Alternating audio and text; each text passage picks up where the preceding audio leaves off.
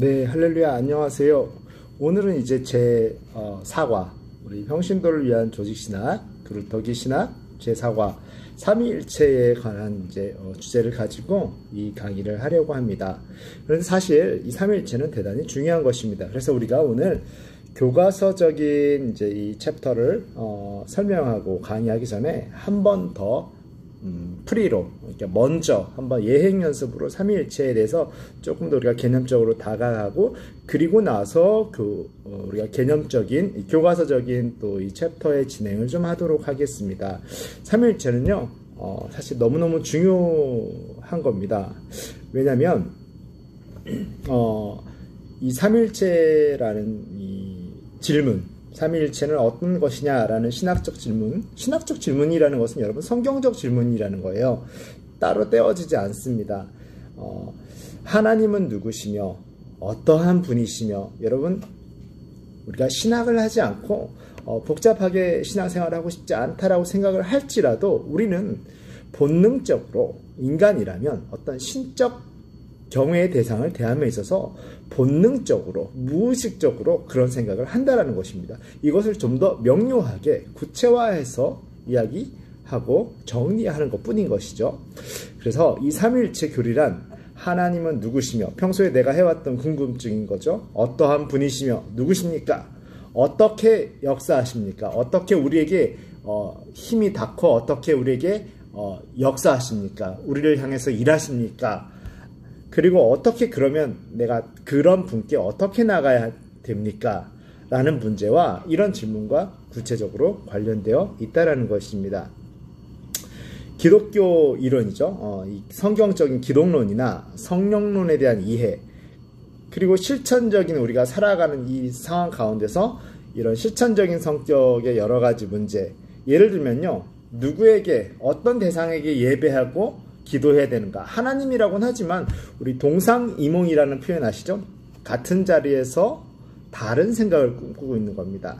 같이 남자와 여자가 서로 사랑한다고 얘기하지만 그 사랑이 정말 사랑의 개념과 그 정의가 정말 일치되는 경우는 사실 드뭅니다. 같은 개념의 사랑을 가지고 이 남자가 여자에게 사랑한다고 얘기하고 여자는 남자의 사랑을 받아들입니다. 그런데 정말 여자가 원하는 그리고 있는 사랑을 남자가 이야기했을지, 고백했을지, 그리고 남자가 고백한 그 정도의 사랑을 여자가 이해하고 받아들였을지는 알 수 없는 것이죠.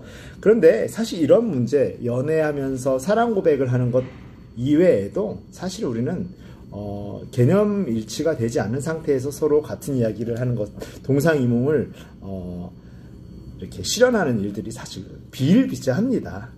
크게 문제가 되지 않으니까 그냥 넘어가게 되는 것이죠. 그리고 더 나아가서는 그 문제가 있었는지도 인지를 못하는 것이라고 할 수 있겠죠. 네, 그래서 어쨌든 누구에게 예배하고 기도해야 하는가라는 중요한 문제를 가지고 있습니다. 같은 하나님을 예배한다라고 하지만 내가 아는 만큼만, 딱 이해하고 있는 만큼만 그리고 있는 하나님께 평생 예배해 왔다라는 것입니다. 은혜로 하나님께서 그 예배를 받으실 수도 있지만 사실 하나님이 계시하신 선만큼도 이해하지 않고 내 마음대로 그리고 있던 하나님께 예배했다라면 조금 아쉬울 수는 있어요. 그런데 이 아쉬움이 계속 지속되어서는 안 되겠죠. 그래서 우리가 지금 공부를 하는 것입니다. 신학자나 목사들만 공부해서는 안 되는 것입니다. 그래서 저희가 또 이렇게 제가 이런 강의를 하나님 앞에서 섬기는 거겠죠. 여러분이 반드시 좋은 시간이 되었으면 좋겠습니다. 아주 귀한 시간이 되어야 된다라고 저 스스로에게 압박을 가지고 있습니다. 여러분 잘 따라오시기를 바랍니다. 결코 제가 유명해지거나 어떤 유튜버가 되기 위해서 하는 것이 아닙니다. 알아야 되는 것이 모르는 시대가 된 거예요. 모두가 오프라인 교회를 다니고 교회에서 이런 것들을 마땅히 가르쳐야 되는데, 미안하지만 그런 능력들이 상실됐습니다. 아니라고요? 상실되었습니다. 그래서 어느 구석 한 구석에서는 올바른 싹이 나서 하나님의 메시지를 전하고 여러분을 도울 수 있는 싹이 나야 된다라는 차원에서 우리가 그루터기 신학이라고 붙인 거예요. 이제 그루터기 신학이라는 것은, 그래서 제 이름이 드러날 필요는 없습니다. 여러분이 이 영양가를 받아들이시고 쭉쭉 빨아먹으시고 이제는 교회를 발전시키시고 공동체를 발전시키고 건강하게 발전시키는 거예요. 그런 소망을 가지고 그루터기 신학이라는 이름을 붙인 것입니다. 특히 삼위일체라는 우리가 이 챕터를 하다 보니까 이 중요성은 더욱더 심화되고 드러나는 것 같습니다. 어쨌든 이 삼위일체론적인 우리가 고찰과 성찰, 고민하는 것이죠. 이 세상 속에 안에 계시고 내재하시고 역사하시는 초월적인 하나님을 생각하기 위해서는 반드시 거쳐야 될 사고방식이고 한 번은 거쳐야 될 생각의 단계인 것입니다. 넘어갈 수 없어요. 넘어가면 넘어간 것 같죠? 엉망이 되어 있습니다. 결과로 드러날 때도 있고요. 예수님은 특별하게 예수 그리스도 안에 하나님은 특별하게 예수 그리스도 안에 계시고 아울러 우리 성도들 안에도 계십니다. 이는 하나님 그 자신 안에서 스스로 구분되어진 분으로 이해되어져야 되는 것을 의미합니다. 이것이 바로 우리에게 계시한 단서들을 던져주신 삼위일체론의 내용인 것이죠. 사실 성경에는요, 체계화된 삼위일체론뿐 아니라 삼위일체라는 단어의 그 개념도 등장하지는 않아요. 그러면 성경적이지 않은 건가요? 그러나 삼위일체론의 기초가 되는 기본적인 진술들의 단서들이 제시되고 있습니다. 그러니까 삼위일체론이란 단어가 존재하지 않는다고 해서 삼위일체론적 개념이 없다라고 할 수 없는 것이죠. 삼위일체론적 개념이 있기 때문에 우리는 그것을 정리해서 우리가 이해하기 쉽게 통칭해서 삼위일체론이라고 얘기합니다. 이해를 추구하는 신앙, 이해를 하기를 원하는 신앙은 성부, 성자, 성령의 상호관계에 대해서도 신학적으로 성찰을 할 수밖에 없습니다. 안 한다라는 것은 자칫 내가 하나님을 알기 원한다라고 고백해놓고 직무를 유기하는 것과 같을 수 있겠죠. 기독교 공동체는요, 신학적인 습곡, 깊이, 잠잠히, 신실하게, 성실하게 할 수 있는 한 자세히 고민하고 해결점을 찾을 수 있는 데까지 찾는 것, 그 숙고라고 그러죠. 이 숙고를 통해서 하나님을 삼위일체 하나님으로 우리는 고백할 수밖에 없게 된 것입니다. 그렇기에 삼위일체라는 개념이 건강하게 인정받게 된 것이고요. 비록 삼위일체론이 사도들의 복음 전파 속에 명시적으로 삼위일체라는 단어가 나온 것은 아니지만 그들의 전파한 내용이 사실상 온전히 삼위일체 신앙을 전제로 한 것이었기 때문에 우리는 이 개념을 잡지 않고는 건강한 신학과 건강한 성경 해석을 하는 것이 매우 어려울 수 있다는 것입니다. 성경에 나타난 본질적인 내용을 교회가 후에 이해하기 쉽도록 체계화하여 분명히 표명한 것, 그게 삼위일체론인 거예요. 그러니까 삼위일체라는 단어는 없지만 이 삼위일체론의 내용은 가장 중요한 것들을 그대로 성경적인 것을 가지고 있다는 것입니다. 그것을 쉽게 압축한 거예요. 그러니까 한마디로 성경적이라는 것입니다. 그럼 먼저 우리 삼위일체론에 대한 그 고대 교회의 언쟁이라든지 논쟁, 그런 것들을 통해서 교회 역사의 과정인 것이죠. 이것을 통해서 삼위일체론이 발전된 것인데요. 여러분, 이거 대단히 중요합니다. 물론 이제 예수님 이전에는 더욱더 삼위일체론에 대해서 잘 알지 못했을 겁니다. 물론 선지자들이 하나님이 보여주신 그 영화와 영광을 통해서 삼위일체에 대한 어떤 그림을 어렴풋이라도 봤을 수도 있어요. 그런데 꼭 알아야 될 필요는 없었던 것으로 보아서는 그들이 굳이 삼위일체론에 대해서 후대에 가서 발전되게 될 삼위일체론에 대해서까지 기대되어지지는 않았던 것 같아요. 그것을 이해하도록 하나님께로부터 요구되어지지는 않았을 것 같아요. 물론 하나님의 만족스러운 상황은 아니었을 겁니다. 아브라함은 더욱더 그랬을 것이고요. 하나님의 그 고대 신관에서 신적 개념을 가진 그 세상 가운데서 하나님이 누구신지를 조금씩 알려주기에도 아주 조심스러웠을 수 있다는 겁니다. 하나님 그만큼 답답하셨겠죠. 네. 왜냐하면 삼위일체론이 라는 하나님에 대한 이해와 그 본질이 그 당시에는 달랐고 새롭게 생긴 것이 아니었기 때문에 애당초 그런 모습이었던 하나님의 모습을 천천히 알려준다라는 것은 대단히 답답했을 수 있습니다. 어쩌면 우리가 복된 세상과 복된 세대에 살고 있다라고 볼 수 있겠죠. 여러분 이제 역사를 잠깐 보기 전에 사실 이제 그렇기 때문에 이제 예수님 사후에 이제 신학자들이 나오게 되죠. 교부들이라고도 합니다. 그들은 이제 하나님에 대한 말씀을 조리 있게 논리적으로 연구하면서 다 알 수는 없지만 건강한 해석을 하기 위해서 최선을 다하는 교부들이었다라는 거죠. 이 교부들이 이제 예수 그리스도를 어떻게 바라볼 것인가, 정말로 이제 성경 예수님이 승천하신 그 이후에 초대교회가 성립되면서 예수를 신으로 봐야 되는 건가, 아니면 어떻게 봐야 되는 건가, 그냥 정말 위대한 위인으로서 신격화 시키신 건가, 하나님이 어떻게 이해해야 되지? 그런데 그 이단들이 너무 많았어요. 그렇게 할 수 없다. 예수는 그냥 원래 신이 아니었어. 원래부터 하나님이 아니었어라는 그런 이제 잘못된 이해들에 맞서서 싸우면서 성자 예수 그리스도의 신성을 확보하는 것이죠. 그러니까 하나님과 원래부터 동등 본질이었다라는 것을 확증하는 데만 해도 시간과 에너지가 너무너무 많이 쓰였던 것입니다. 그 말은 성령 하나님에 대해서까지 신성을 확립하기에는 너무 힘들었던 것이에요. 그렇기 때문에 그 과정 가운데 성령 하나님을 이제 에너지나 기운으로 본의 아니게 치부하는 분위기가 형성된 것입니다. 그러니까 애써서 그렇게 만들려고 한 것이 아니라 미처 거기까지 이루지 못했던 것이죠. 순차적으로 성자 예수 그리스도의 신성이 확립된 것, 우리가 받아들일 수 있도록 체계화한 것. 그래서 예수님을 신으로 신격화하고 정말로 하나님이 맞다라고 증명하는 데만 해도 사람들과 싸우는데 시간이 너무 걸렸던 거예요. 그렇게 확립해 줬기 때문에 예수님이 신이 되신 게 아니라 원래 정말 성경에 의하면 하나님이신데 이 성경을 잘못 해석해서 예수님을 신으로 인정하지 못하겠다라는 그 분위기에 맞서서 건강한 신학을 세우는데도 에너지가 많이 필요했던 것이죠. 그 다음에 이제 성령론이 발전하기 시작한 겁니다. 물론 발전하든 안 하든 상관없이 하나님은 본질적으로 동등하신 삼일체 하나님이신데 그걸 우리가 건강하게 사수하고 확립하는 데는 시간이 걸렸다라는 거예요. 오히려 서방교회, 그러니까 이제 이탈리아나 이런 이제 중세 유럽을 중심으로 해서 성자 예수 그리스도를 폄훼하려는 이단들과 싸우는 그동안 사실은 이제 동부 쪽 터키나 이제 그런 이제 중앙아시아라기보다는 터키나 이제 그런 이제 소아시아 지역에서 이제 좀 오히려 그리스 정교라고 하죠. 물론 이제 그리스 정교와 개신교가 또 다른 길을 가고 조금은 동의할 수 없는 부분도 있지만 그것을 지금 다 이야기할 수는 없습니다. 그럼에도 불구하고 그쪽에서 이제 오히려 성령론이 발달하기 시작했던 것이에요.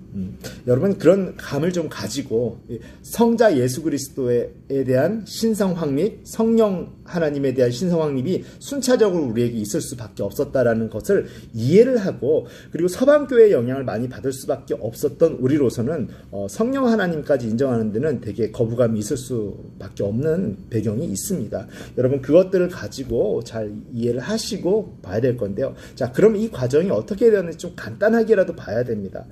니케아 공의회라고 합니다. 그냥 예수 그리스도를 빵년으로 해가지고 325년에 AD 325년입니다. 기원 후죠. 325년에 그러니까 4세기 초라고 볼 수 있습니다.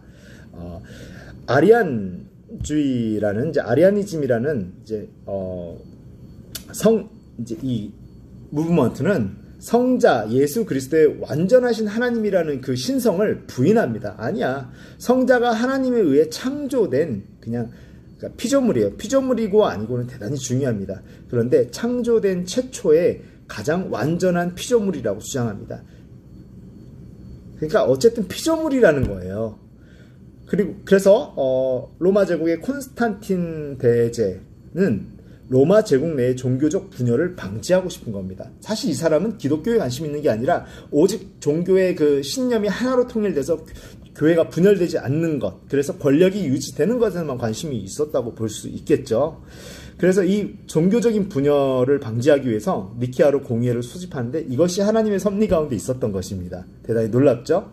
이 사람은 사실 거기까지 생각 못하고 오직 그냥 동으로 가든 서로 가든 상관없다라는 거예요. 하나로만 통일시켜달라는 거예요. 내 권력이 유지될 수 있도록. 교회가 갈라지면, 그 시대는 교회가 갈라지면 권력도 분산될 수밖에 없는 시대였기 때문에 그런 이제 종교와 기독교회와 밀접한 영향 아래 있었기 때문에 황제는 그것을 두려워했던 것입니다. 진짜 기독교 진리에 관심이 있었던 게 아니에요. 여기서 정통신앙을 변호한 아타나시우스가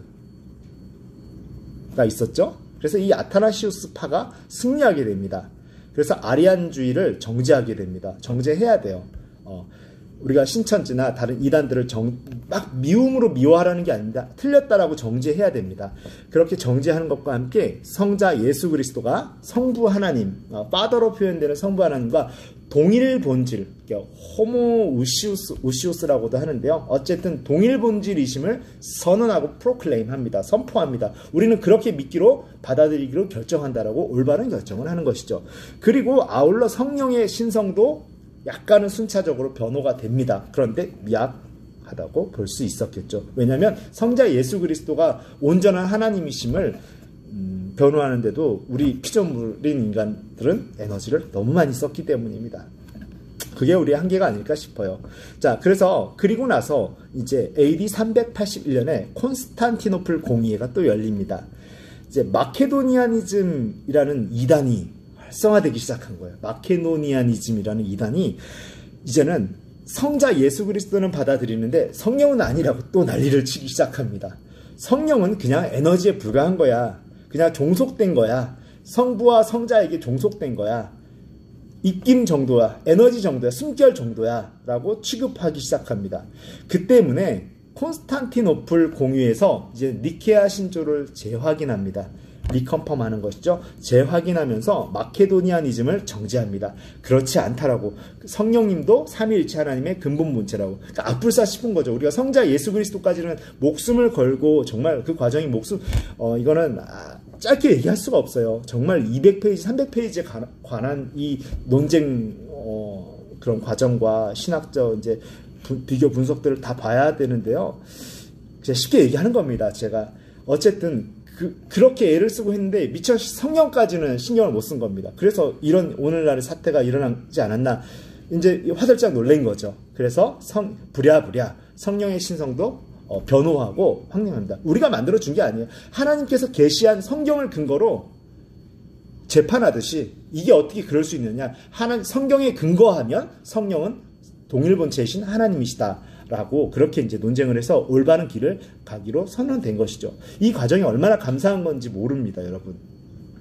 그리고 마지막으로 AD 451년에 칼게톤 공의회에서 예수 그리스도께서 그러니까 그리스도의 신성, 하나님 되신 그 신성으로는 성부 하나님과 동일하신 본질인 동시에 그의 인성으로는 우리들과 동일한 본질이시라는 것을 선포하게 됩니다. 대단히 중요한 거예요.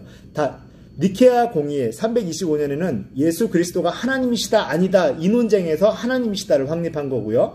그 다음에 381년 콘스탄티노플 공의회에서는 이제 성령론에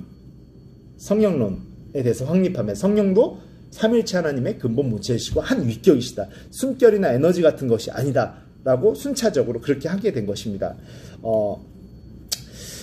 자, 그리고 나서 이제는 뭐 성자 예수 그리스도도 못 건드려 성령도 하나님이라고 하면 이제 완전히 확립이 되었어. 이제 건드릴 게 없는데 뭘 건드릴까라고 생각한 거예요.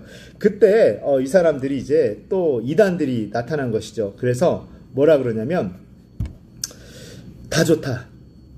특히 예수 그리스도 완전한 하나님이시다.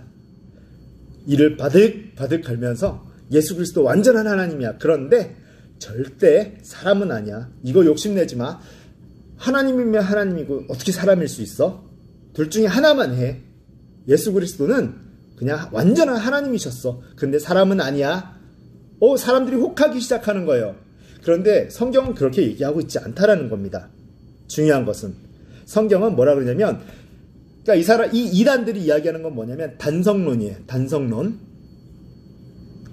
뭐냐면 그 성질이 오직 신성만 있다라는 거예요. 인성, 우리 인간의 인성을 가지고 있지 않다라는 거예요. 하나님이 어떻게 미천하게 사람이 될 수 있냐라는 거예요. 그런데 성경은요, 우리 같이 고백해 볼까요? 성경은 양성론을 이야기합니다. 신성과 인성, 이 양성, 완전한 하나님이면서 완전한 사람. 만약에 완전한 사람이 아니라면 예수 그리스도의 십자가 사건은 우리에게 아무런 효력이 없을 거예요. 그런데 성육신 하셨다는 것 자체가 완전한 인간으로 오신 겁니다. 물론 이걸 가지고도 그래 완전한 인간이면서 완전한 인간인 척한 거야 라는 뭐 별의별 이야기가 다 있어요. 이따가 볼 거예요, 우리가. 어쨌든 단성론을 정지하고 양성론을 확립한 거예요. 완전한 신성과 완전한 인성.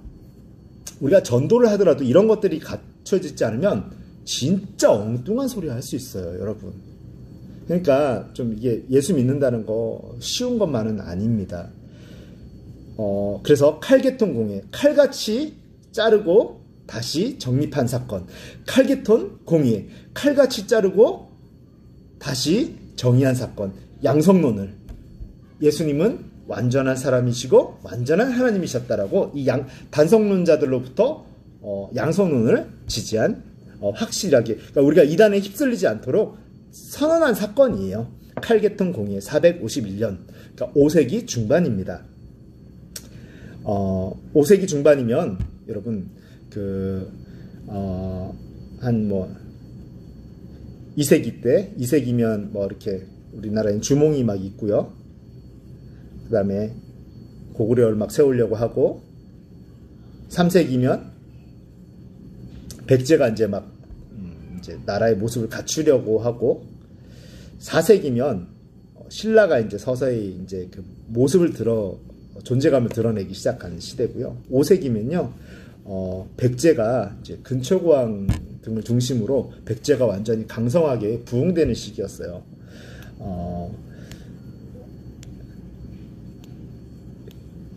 그렇습니다, 여러분.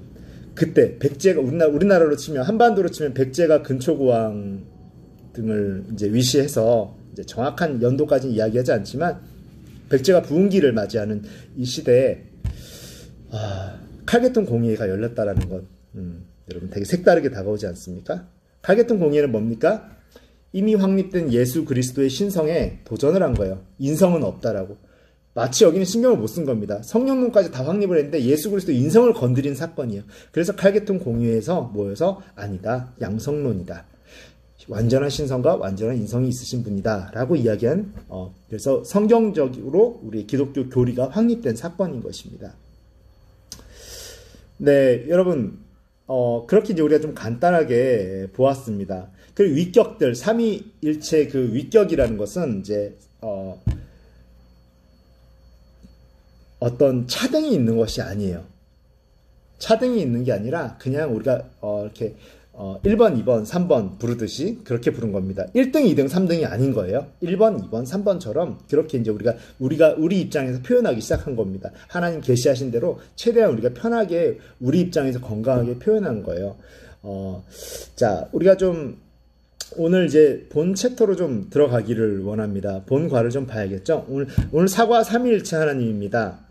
삼위란, 자, 다시 할게요. 성부, 성자, 성령 하나님이 각각 개별적인 세 인격을 지닌 것을 이야기합니다. 여기서는 우리는 그 위라는 것은 포지션이죠. 위치라는 그 위예요. 삼위일체할 때 위는 위치, 포지션이라는 겁니다. 이 위는 인격적인 특성에 존재하는 그 타입, 양식을 얘기하는 거예요. 1등, 2등, 3등의 그 우위성을 얘기하는 게 아닙니다. 어떤 양식인지 우리가 바라볼 때 우리에게 노출되는 것을 기준으로 양식을 말합니다.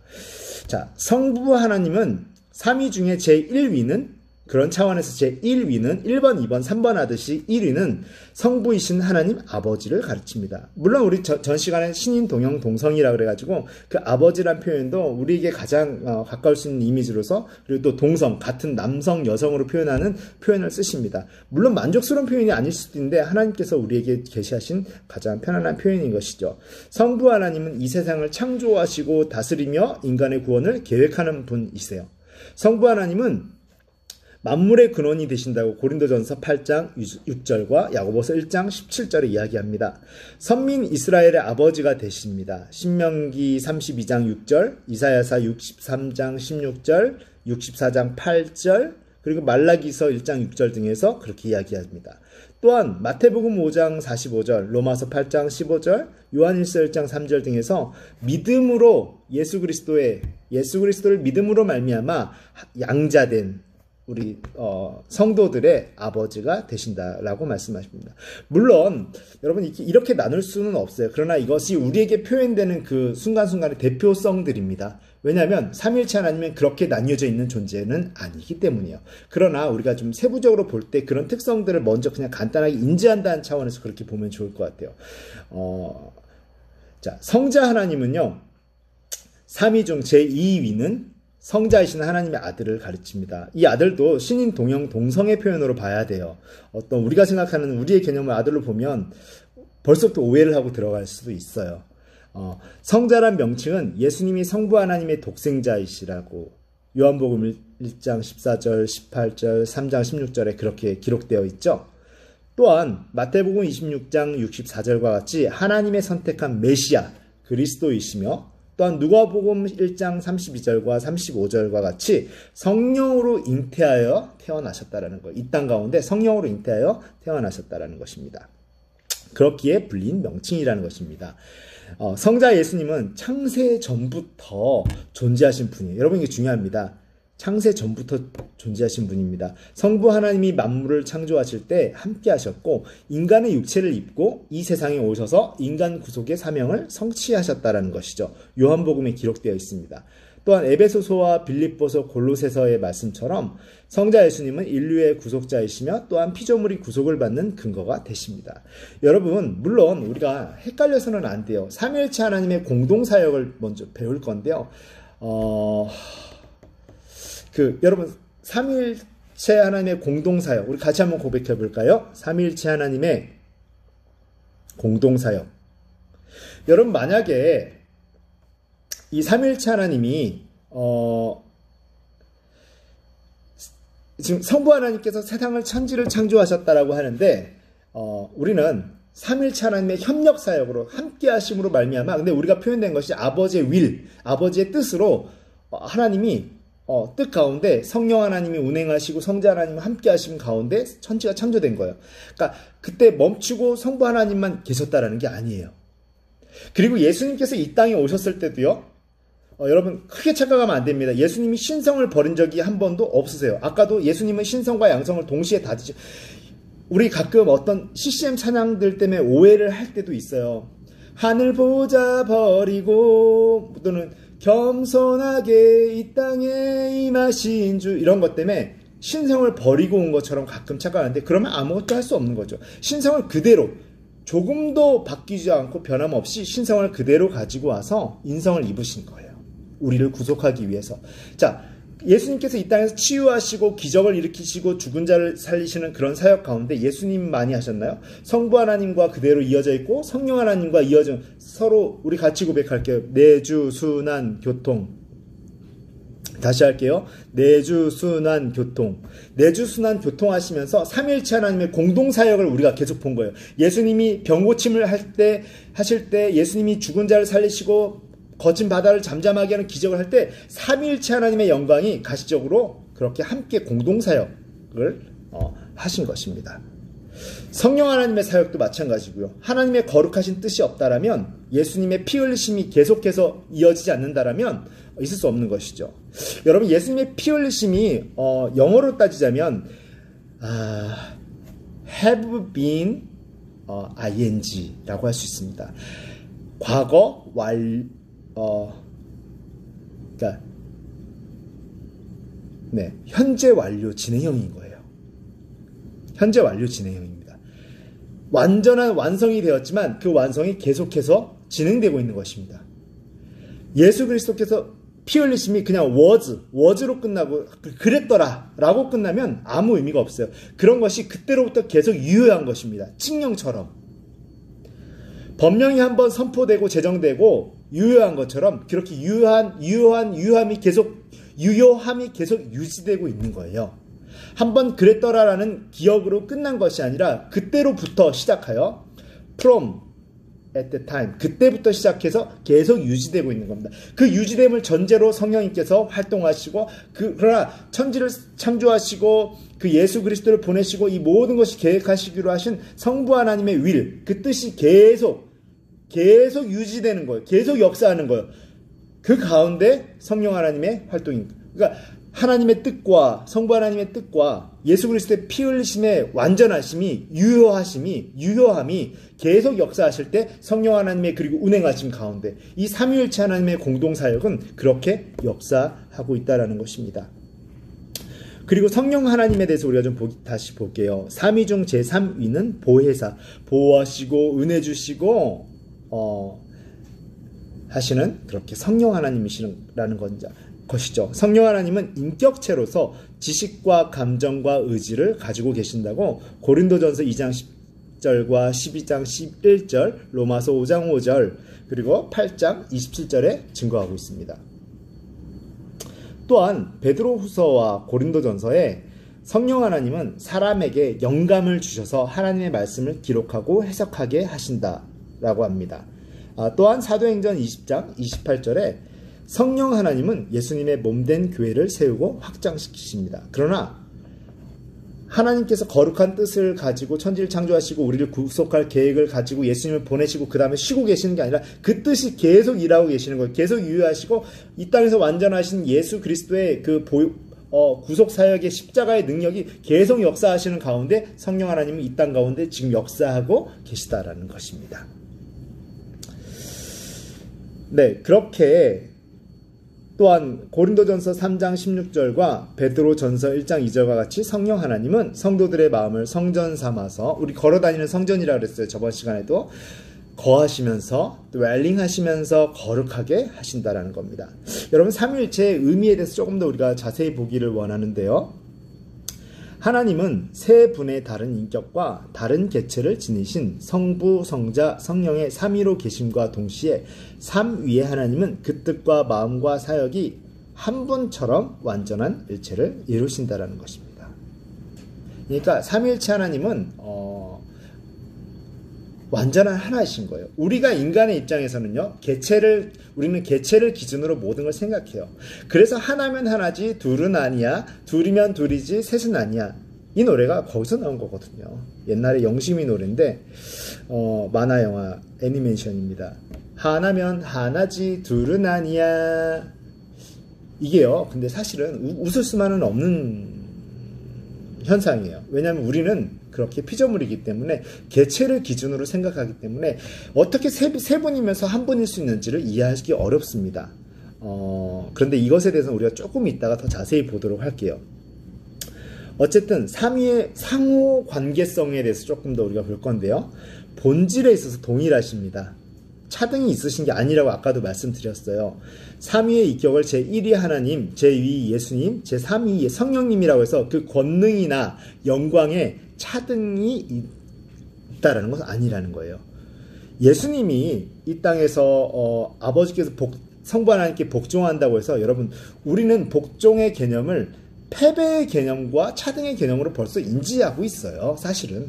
그렇기 때문에 내가 누군가에 복종한다는 것은 그 사람이 그 상대방의 우월성을 이야기하는데, 그러나 예수님이 성부 하나님께 복종하고 아버지께 순종한다는 것은 완전함 가운데 완전한 공동사역을 이야기하는 것이지 그 자체가 예수님의 열등성을 이야기하는 것은 아닙니다. 성경을 보면서도 사실상 그렇게 받아들이면서 성경을 읽어가는 사람들이 너무 많아요. 이런 것들은 조금 주의할 필요가 있습니다. 여러분, 이단은 그 사람들이 지도자로 나서고 책을 저술하니까 이단 소리를 듣는 거예요. 잘못된 것들. 그런데 그렇지 않고 초야에 묻혀있는 이단들이 너무 많아요. 조심하셔야 돼요. 똑똑할 필요는 없지만 성경에서 증거되고 있는 것을 잘못 이해하고 잘못 이야기하는 순간 우리 안에 이단성이 있을 수 있다는 거예요. 대단히 조심스러운 것이죠. 여러분 이단 싫어하시잖아요. 사이비 종교 싫어하잖아요. 그런데 우리가 이런 거 힘써 알아가지 않으면 사실상 이단성이 있을 수도 있다는 겁니다. 우리 열심히 하면 좋을 것 같아요. 그렇죠? 어쨌든 삼위는 본질적으로 지위의 차등이 없이 동등하시며 성부와 성자와 성령이 동시에 함께 존재하신다는 것입니다. 예수님이 아들이란 이름 때문에 아버지이신 하나님보다 열등하다는 것을 의미하지 않는다고 방금 말씀드렸어요.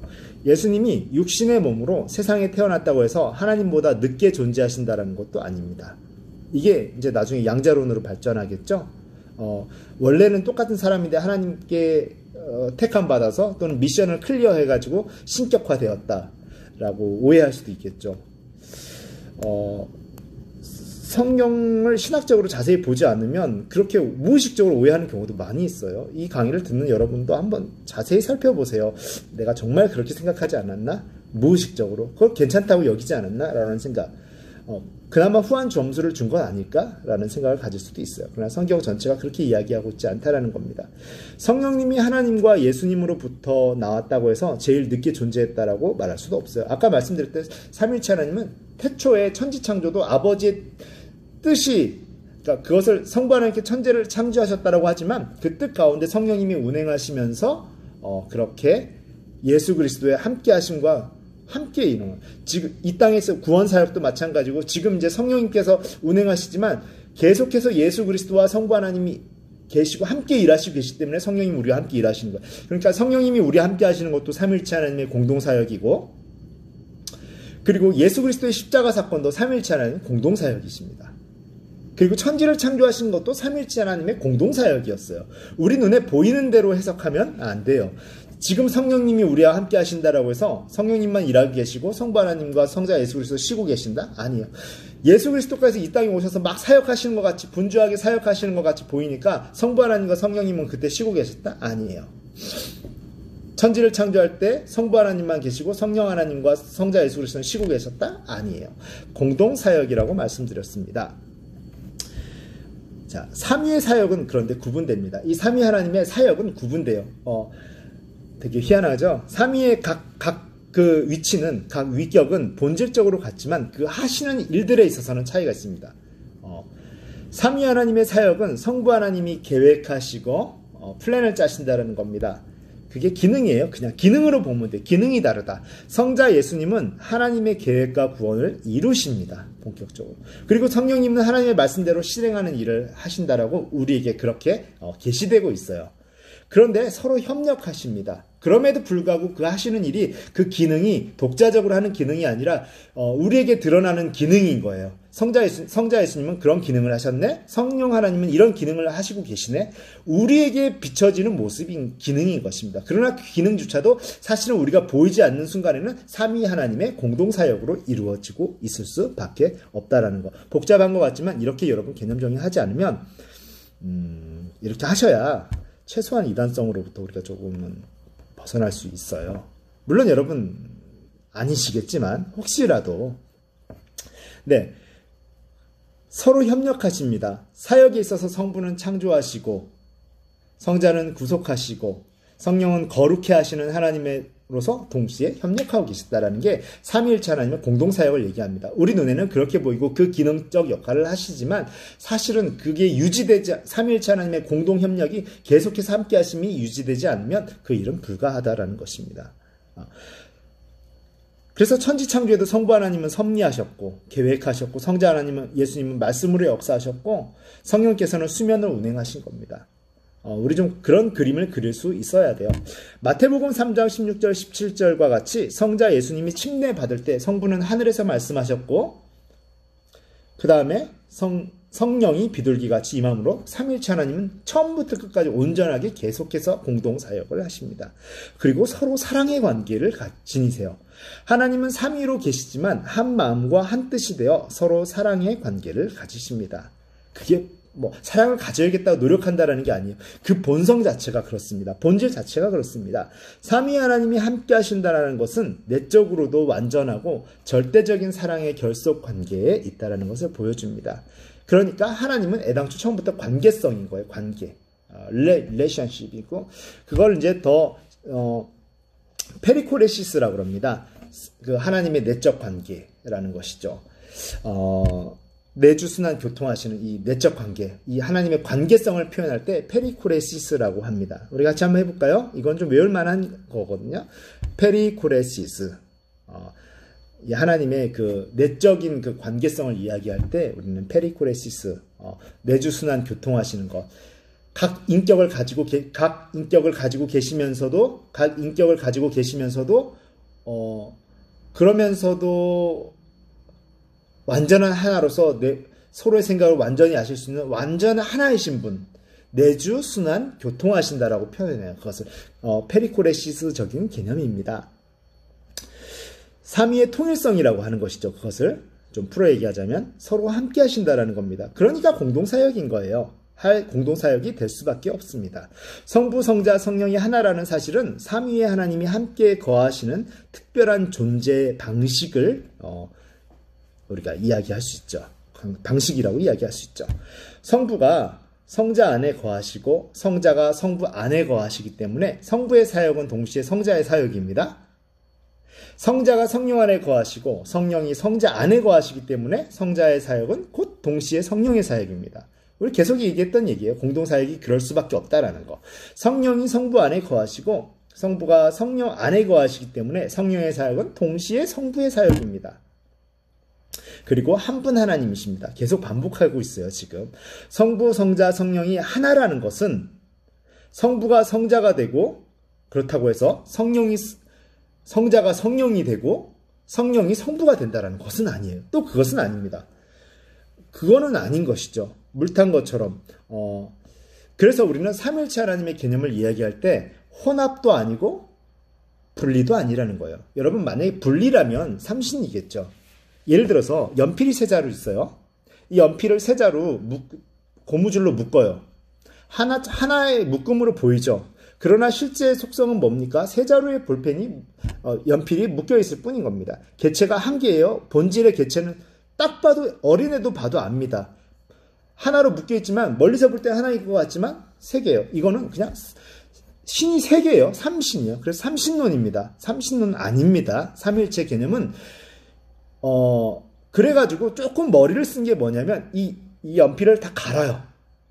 가르면 진짜 갈아서 이렇게 그 다음에 석고로 붙입니다.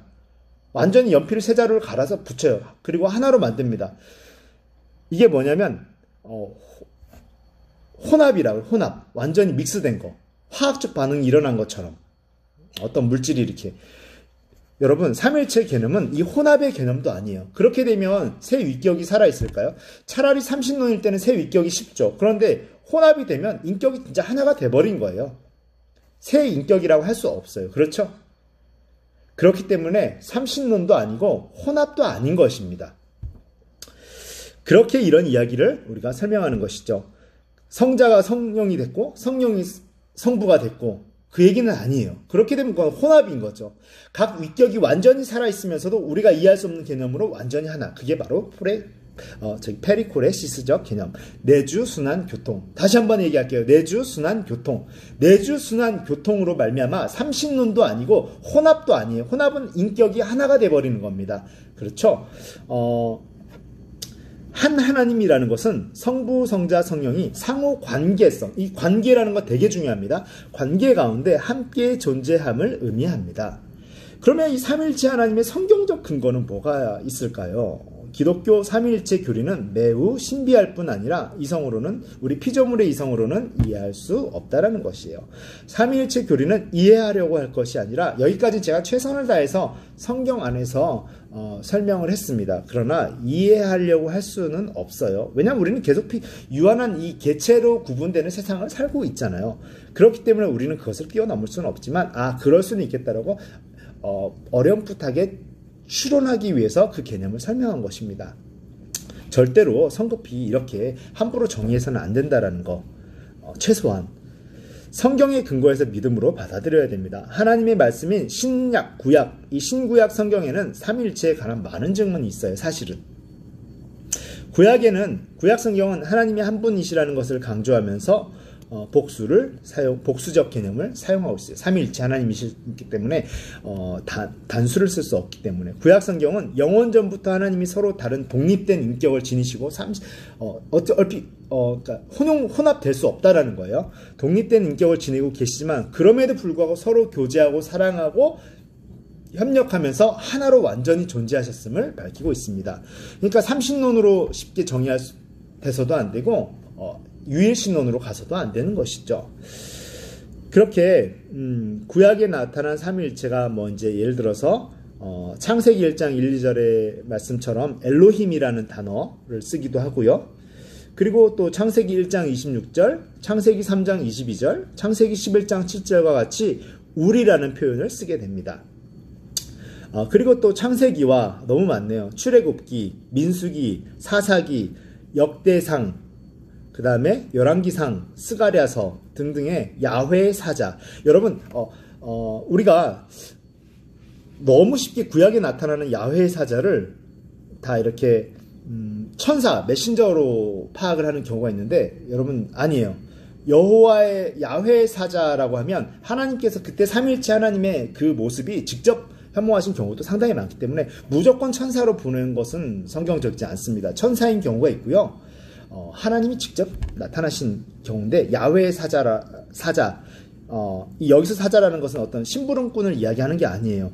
이제 좀 되게 애매한, 이제 우리가 좀 근동 언어와 함께 조금 복잡하긴 한데 그렇게 받아들이셔야 됩니다. 창세기에는 천사가 사람의 모양으로 나타나는 경우가 있는데 그것은 삼위 하나님께서 다양한 것에 나타나신 것이 그 당시 표현으로 그렇게밖에 안 됐다라고 생각해야 되는 부분이 많이 있습니다. 구약에서 흔히 나타나는 야훼의 사자는 성육하기 전에 이전에 로고스, 말씀이신 하나님 예수 그리스도를 가리키는 경우도 많아요. 야훼의 사자로서 성육신 이전에 로고스이신 말씀이신 하나님은 여러 사람에게 나타났습니다. 네, 그리고 이제 또 이제 아론의 축도에서 삼일체 하나님의 모습을 보여주고 있기도 하고요. 민수기 6장 24절 26절에 그러니까 없는 개념이 아닌 것이요. 성경을 안다라면 우리가 절대로 함부로 얘기할 수 없는 것이죠. 이사야서에서도 그렇게 나오고 있고요. 삼위 하나님. 자, 이번엔 신약에 대해서 좀 보기를 원합니다. 삼위일체 교리는요, 예수님께서 부활하시고 승천하신 후에 그리고 나서 이제 오순절 성령 강림 사건 이후에 더욱 뚜렷하게 우리에게 드러나게 됩니다. 우리가 그렇게 인지하기 시작했다라는 거예요. 그때 만들어졌다라는 개념이 아니고 우리는 그때로부터 좀 더 선명하게 인지하기 시작했다라는 것이죠. 예수님께서 모든 성경이 예수 그리스도를 계시하고 있음을 분명히 스스로 밝히십니다. 요한복음 5장 39절에도 밝히고 있고요. 그리고 요한복음 14장 16절 그리고 26절에